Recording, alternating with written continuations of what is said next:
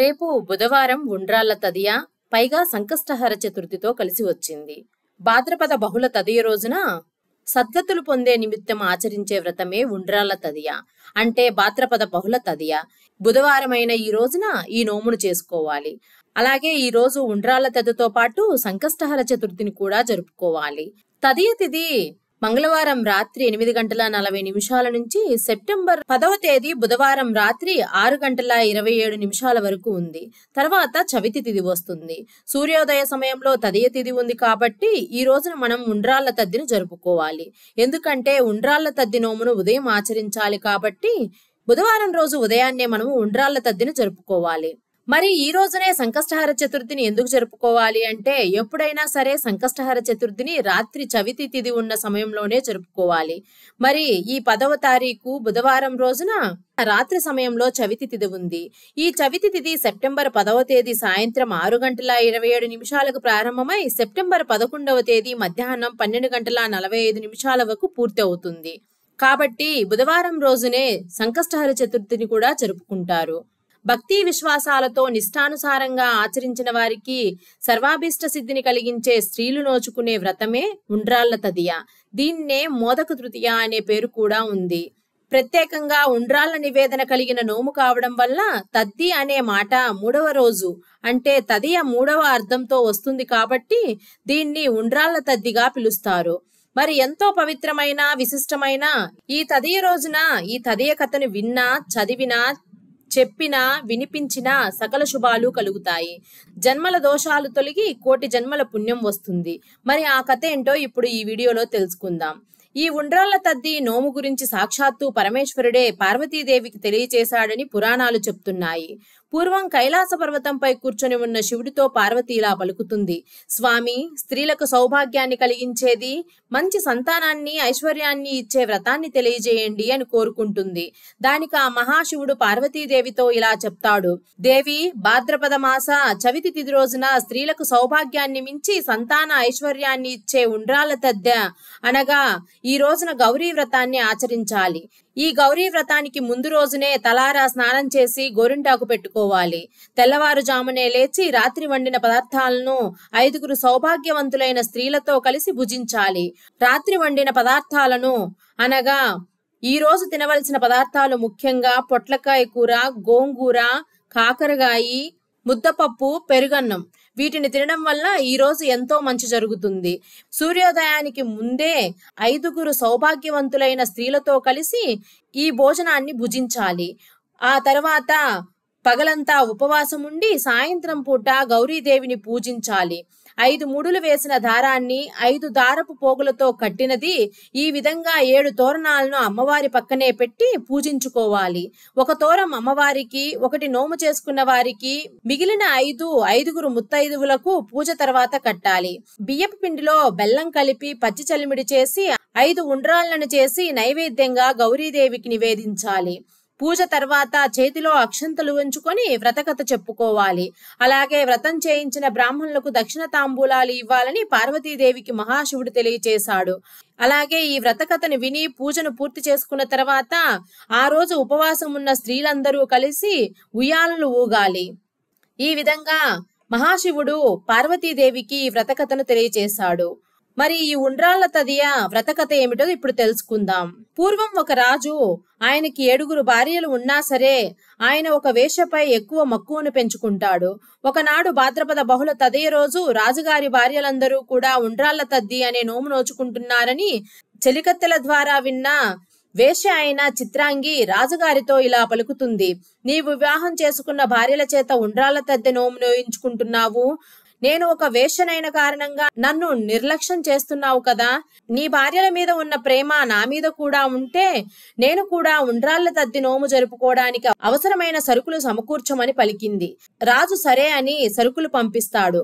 ఆ చిత్రాంగి భాద్రపద తృతీయ నాడు సూర్యోదయానికి ముందుగానే నిద్ర మేల్కొని అభ్యంగన స్నానం ఆచరించి సూర్యుడు అస్తమించే వరకు ఉపవాసం ఉండి చీకటి పడగానే గౌరీదేవికి బియ్యపిండితో ఉండ్రాలను చేసి 5 ఉండ్రాలను గౌరీదేవికి నైవేద్యం పెట్టి మరో 5 ఉండ్రాలను ఒక పుణ్యస్త్రీకి వాయనమిచ్చి నోము ఆచరించింది.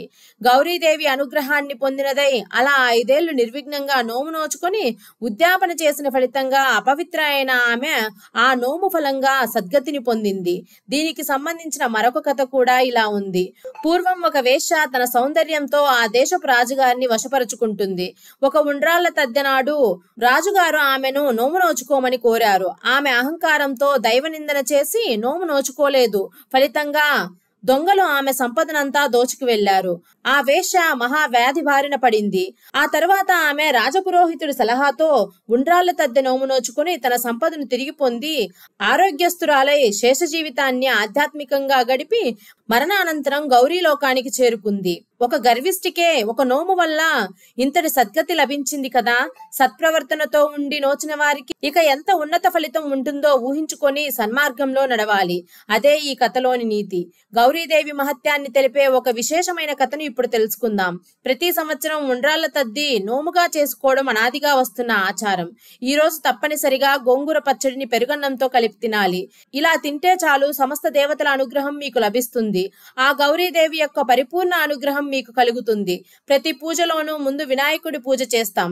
ఏ పని మొదలు పెట్టినా విఘ్నాలు రాకుండా కాపాడమని ఆ వినాయకుడిని వేడుకుంటాం. అలాగే వినాయకుడికి దండం పెట్టడంతో పాటు మొటిక్కాయలు కూడా వేసుకుంటాం. ఏ దైవానికైనా దండం పెట్టే మనం వినాయకుడి వద్ద మాత్రం మొటిక్కాయలు ఎందుకు వేసుకుంటాము? దీని వెనుక ఉన్న కథను ఇప్పుడు తెలుసుకుందాం. ఒకసారి దేవేంద్రుడు ఆయన సతీమణి కొంత ఇబ్బందికర పరిస్థితుల్లో ఎవరికీ కనపడకుండా అడవిలో వెదురు చెట్ల రూపం ధరించి ఉండవలసి వచ్చింది. కాలాంతరంలో వర్షాలు లేకపోవడంతో అనావృష్టి ఏర్పడింది. చెట్లన్నీ కూడా ఎండిపోతున్నాయి.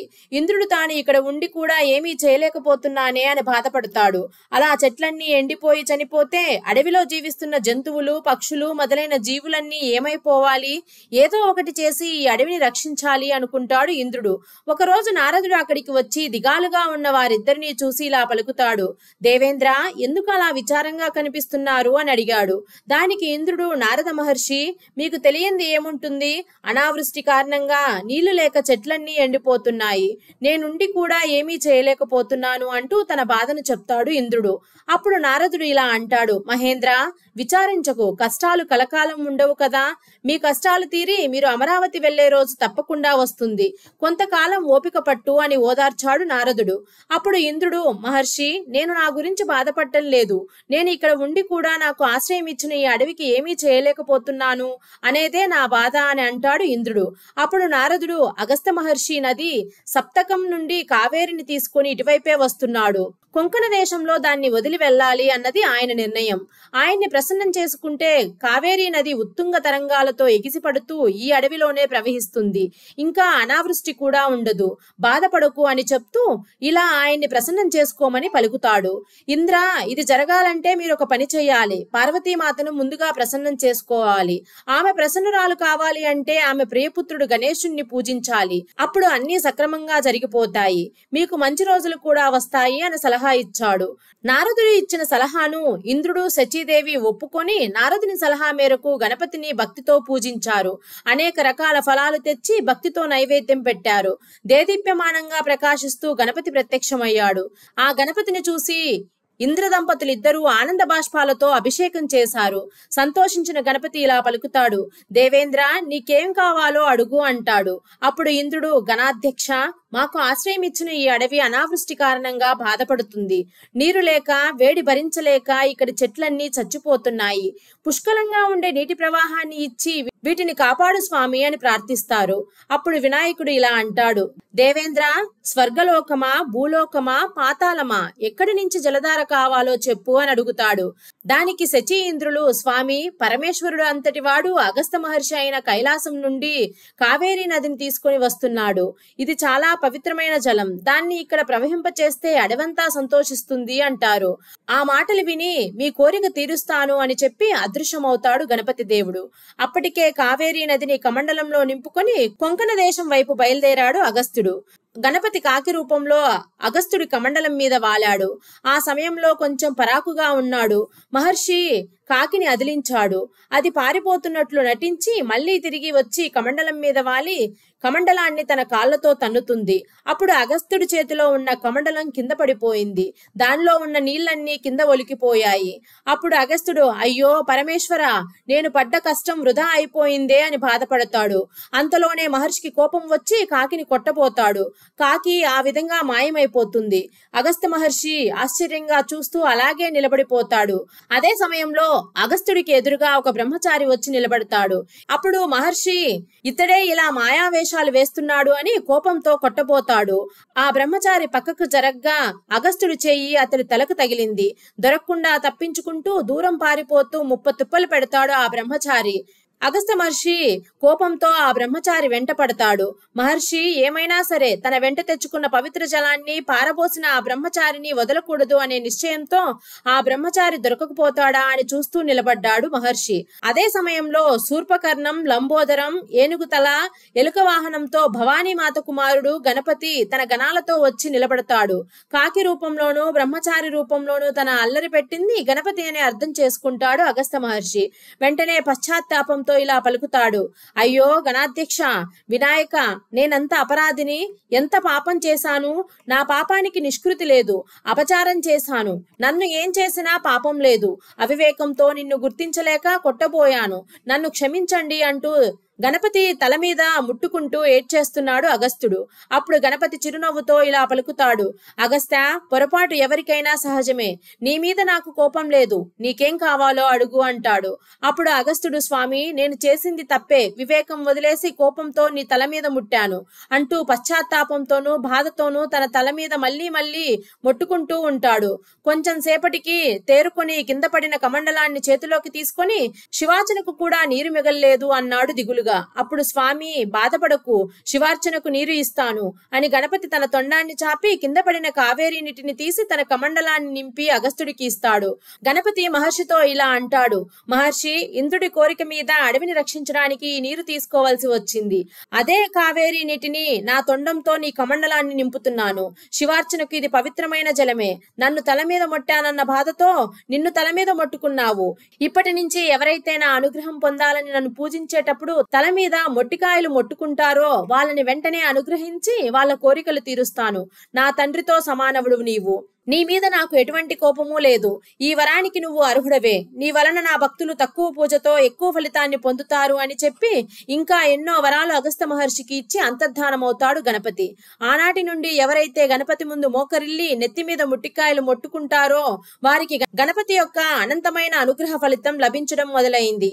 అప్పటి నుంచి అగస్త్యుని తలుచుకుంటూ గణపతికి మొక్కేవారు అందరూ మొట్టికాయలు వేసుకోవడం ఆనవాయితీగా వస్తుంది. మరి ఎంతో విశిష్టమైన ఈ రోజు చవితి తిథిలో గణపతి ముందు ఒక బెల్లం ముక్క ఉంచి గరికను విఘ్నేశ్వరుడికి సమర్పిస్తే చాలు, మీ కష్టాలన్నీ ఆ గణపతి తీరుస్తాడు. గరిక అంటే ఆ గణపతికి ఎంతో ఇష్టము.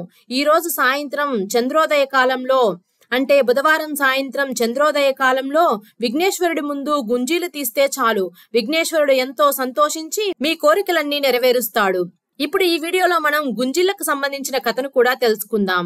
ఒకసారి శ్రీ మహావిష్ణువు కైలాసానికి వెళ్ళినప్పుడు అక్కడ ఉన్న వినాయకుడు విష్ణువు చేతిలో ఉన్న సుదర్శన చక్రాన్ని చటుక్కున లాక్కొని గబుక్కున నోట్లో వేసేసుకుంటాడు. శ్రీ మహావిష్ణువు ఎంత బతిమలాడినా కూడా విఘ్నేశ్వరుడు ఆ సుదర్శన చక్రాన్ని తిరిగి ఇవ్వలేదు. ఈ వింత చర్యకు విష్ణుమూర్తికి ఏం చేయాలో తెలియక తన 2 చేతులతో తన 2 చెవులు పట్టుకుని గుంజీలు తీశాడట. ఆ విధంగా చేయగానే వినాయకుడికి పక్కున నవ్వు వచ్చింది. అలా నవ్వుతూ ఉండగానే నోట్లోని సుదర్శన చక్రం జారి క్రింద పడిపోగా శ్రీ మహావిష్ణువు దాన్ని తీసుకుని వెళ్లిపోయాడట. శ్రీమన్నారాయణుడే విఘ్నేశ్వరుడి ముందు గుంజీలు తీయడంతో వినాయకుడికి అందరూ గుంజీలు తీసే ఆచారం మొదలైంది. ఈ విధంగా గుంజీలు తీసేవారు త్వరగా విఘ్నేశ్వరుని కంట్లో పడి వారి కోరికలను తప్పకుండా నెరవేరుస్తాడని పురాణాలు చెప్తూ ఉన్నాయి. అందుకే విఘ్నేశ్వరుడికి మామూలుగా నమస్కరించడం కన్నా గుంజీలు తీస్తే చాలా ఇష్టమట. మరి ఈ బుధవారము చవితి తిథిన చంద్రోదయ కాలంలో గణపతిని ఈ విధంగా పూజ చేసి గుంజీలు తీస్తే మీ కోరికలు నెరవేరేలా విఘ్నేశ్వరుడు దీవిస్తాడు. అయితే ఈ రోజు సంకష్టహర చతుర్థి పూజను ఎలా చేసుకోవాలో ఇప్పుడు తెలుసుకుందాము. ప్రతి నెలలో పౌర్ణమి తర్వాత వచ్చే 4వ తిథిని చవితి అంటారు. ఈసారి వినాయక చవితి తర్వాత ఈ సంకష్ట చతుర్థి వస్తుంది కాబట్టి ఇది చాలా శక్తివంతమైనది. ఈ రోజు చాలా శక్తివంతమైనది. ఎవరైతే భాద్రపద మాసంలో వినాయక చవితి తర్వాత వచ్చే సంకష్టహర చతుర్థి రోజున చతుర్థి వ్రతాన్ని ఆచరిస్తారో అలాంటి వారి జీవితంలో కష్టాలన్నీ తీరి వారం రోజుల్లో వారు శుభవార్తలు వింటారు. మీ సమస్యలన్నింటినీ తీర్చే ఏకైక ఈ సంకటహర చతుర్థి వ్రతం మీకు ఎలాంటి కష్టాలు ఉన్నా సరే ఒక్కసారి ఈ వ్రతాన్ని ఆచరించి చూడండి. ఖచ్చితంగా మార్పును గమనిస్తారు. అంతటి శక్తి ఈ సంకష్టహర చతుర్థి వ్రతానికి ఉంటుంది అని మన పురాణాలు చెప్తున్నాయి. ఈ శక్తివంతమైన సంకష్టహర చతుర్థి వ్రతాన్ని ఆచరిస్తే గణపతి ఆశీర్వాదం వల్ల కష్టాలు తీరిపోతాయి. ఈ వ్రతాన్ని ఆచరించే స్త్రీలు బుధవారం రోజున ఉదయాన్నే నిద్రలేచి తలస్నానం చేసి గుమ్మానికి పసుపు రాసి కుంకుమ బొట్లు పెట్టి మీ ఇంటికి ప్రతి మొదలు పసుపు నీళ్లు చల్లుకోవాలి. అలాగే ఇంటి ముందు ముగ్గు వేసుకోవాలి. దేవుడి పటాలకు కుంకుమ బొట్లు పెట్టుకోవాలి. పూజ గది ముందు బియ్యపు పిండితో అష్టదళ ముగ్గు వేసుకోవాలి. తర్వాత పసుపు గణపతిని తయారు చేసుకోవాలి. పూజ గదిలో ఏదైనా ఒక చెక్కపీట ఏర్పాటు చేసి ఆ పైన ఒక వస్త్రం మీద గుప్పెడు బియ్యం పోసి దాని మీద ఒక తమలపాకు పెట్టి ఆ ఆకు మీద మీరు తయారు చేసుకున్న పసుపు గణపతిని ప్రతిష్ఠించి పూలు అక్షతలు వేసి నమస్కారం చేసుకుని గణపతి ముందు తాంబూలం సమర్పించాలి. అదే విధంగా 2 పిండి దీపాలను వెలిగించాలి. ఈ పిండి ప్రమిదలకు కుంకుమ బొట్టు పెట్టి ఆ ప్రమిదలలో నువ్వుల నూనె పోసి దీపారాధన చెయ్యాలి. తర్వాత దీపాలకు కూడా పుష్పాలను అలంకరించి నమస్కారం చేసుకుని మందార పూలతో గణపతిని పూజిస్తే మీ కోరికలన్నీ తీరిపోతాయి. మందారం పువ్వులు లేదంటే ఎర్రటి పువ్వులు ఏవైనా సరే గణపతితో పూజించాలి. గణపతికి నైవేద్యంగా వ్రతాన్ని ఆచరించేవారు ఒక గరికమాలను తయారు చేసి పసుపు గణపతికి వేయాలి. ఈ వ్రతాన్ని ఆచరించేవారు ఖచ్చితంగా ఓం గం గణపతయే నమః అనే మంత్రాన్ని చదువుతూ గణపతి పూజ చేసుకోవాలి. ఈ విధంగా చేయడం వల్ల ఎలాంటి సమస్యలున్నా సరే అవన్నీ కూడా వెంటనే తొలగిపోతాయి. ఈ చతుర్థి వ్రతాన్ని ఆచరించేవారు గణపతి ముందు ఖచ్చితంగా ముడుపు కట్టాలి. ముడుపు ఎలా కట్టాలి అంటే ముందుగా ఒక ఎర్రటి వస్త్రాన్ని కానీ తెలుపు రంగు వస్త్రాన్ని కానీ తీసుకొని అందులో 2 ఖర్జూరాలు 2 వక్కలు అలాగే స్వామివారికి దక్షిణగా 11 రూపాయలను వేసి అలాగే కొన్ని బియ్యం పోసి ముడుపు కట్టాలి. ఈ ముడుపును పసుపు గణపతి ముందు పెట్టి మీకు ఉన్న సమస్యలన్నీ త్వరగా తీరిపోవాలని గణపతికి నమస్కారం చేసుకోవాలి. ఈ వ్రతాన్ని ఆచరించే వాళ్ళు ఖచ్చితంగా వ్రతకథను చదవాలి. వ్రతకథ విన్నప్పుడే మనకి ఈ వ్రతం యొక్క ఫలితం లభిస్తుంది. ఈ వ్రతాన్ని ఆచరించే స్త్రీలు ఖచ్చితంగా ఒక పూటైనా ఉపవాసం ఉండాలి. పాలు పండ్లు అలాంటివి తీసుకోవచ్చు. ఉదయం పూజ చేసిన వారు మరలా సాయంత్రం సమయంలో గణపతికి దీపారాధన చేయాలి. ముడుపు కట్టిన బియ్యంతో పరమాన్నం తయారు చేసి గణపతికి నైవేద్యంగా సమర్పించాలి. సుఖ సంతోషాలతో అష్టైశ్వర్యాలతో జీవించాలి అంటే గణపతి వ్రతాన్ని కనీసం 3 సార్లైనా చేసుకోవాలి. ప్రతి నెల పౌర్ణమి తర్వాత వచ్చే సంకటహర చతుర్థి ఈ వ్రతాన్ని చేయడానికి ప్రయత్నించండి. ఈ వీడియోలో ఉన్న కంటెంట్ మీకు నచ్చినట్లయితే ఒక్క లైక్ చేయండి.